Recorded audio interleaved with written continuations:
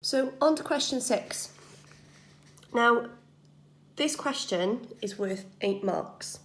It's not as scary as it looks though, okay, because it's in a table format, so it breaks it down into 4 sections. Okay, so we're looking at principles of training. We know the principles of training are specificity, progression, overload, and variance. Okay, so it says, when developing a training program to improve physical fitness components, it's important to apply the principles of training. Use specific examples, describe how a runner could apply the following principles to a training program. Okay, so I'm looking at this, right, it's worth 8 marks, there's 4 boxes I need to write in. I need to make sure I secure 2 marks for each one.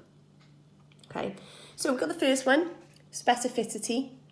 Specificity is going to link to how specific the training needs to be.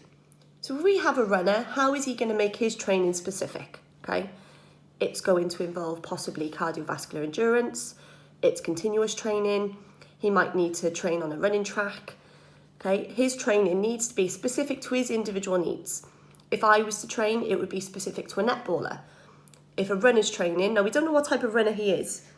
You can choose that. If you want him to be a sprinter, that's fine. If he's a sprinter, his training is going to have to mimic interval training. If he's a long distance runner, his training is going to have to be continuous. But that training needs to be specific to that runner to match his individual needs. That would secure you 2 marks. That brings us on to progression. Now, whenever you see the word progression, in your answer, you need to include the word gradually. Okay, now progression is when you gradually make something harder by increasing either the intensity or the frequency or the duration, okay? But that's what I'm looking for, increasing gradually. Okay, so the runner might increase how many miles he's running, or he might increase how many times he completes a sprint. So for example, if he's doing interval training, he might do 5 sets of 30-metre sprints. Now, to gradually increase, the week later, he might do 6 sprints of 30 metres instead of 5, okay? So he's gradually increasing. That brings us down to overload. Now, overload, there's 3 things. Now, we remember it as FID, okay? Now, I'm going to write this down for you here, okay? FID, okay? So whenever you see the word overload, you need to be applying FID. Now, what does FID stand for, okay?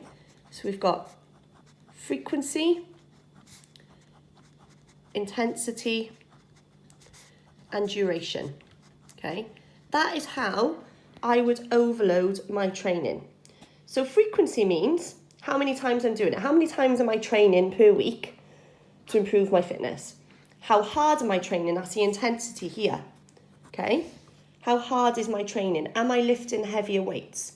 So for this runner, he might want to see how quickly he can run certain sprints in. Okay, again, he might add in more sprints to his session. His frequency, he might do that twice a week. He might do that 3 times a week. Okay, and the duration then, he's making his training longer. He's making his sessions longer. Or if he was doing a circuit, he would, instead of doing it for 30 seconds, he could do it for 45 seconds. Okay, but that's really important. When you see the word overload, you need to apply FID, which stands for these 3 words. And then the last section of this question, which is going to secure my last 2 marks, is variance. What does this runner need to do to apply variance? Now, we talked about variance before. We talked about variance is important because it maintains motivation. It stops someone getting bored. So if this runner is a long distance runner, what else could he do in his training? So we could say here, right, so the runner doesn't get bored, he could also use swimming or cycling to maintain his cardiovascular endurance. Okay, it does the same job, he's still focusing on the same fitness component, but to stop him getting bored, because that's what variance is, he's going to try different types of training. And that should help you secure your 8 marks for question 6.